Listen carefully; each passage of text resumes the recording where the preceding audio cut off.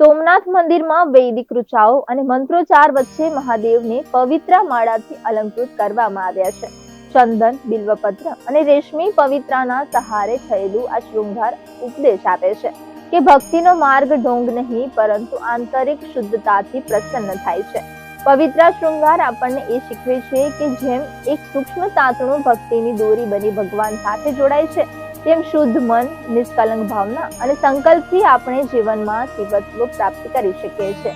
આ શૃંગાર શાસ્ત્રમાં વર્ણવેલ વૈષ્ણવ શિવ એકતાનું પ્રતીક છે, જ્યાં દ્વાદશી જેવી વિષ્ણુ પ્રિય તિથિએ ભગવાન શિવને વૈષ્ણવ ભાવથી પૂજવામાં આવે છે.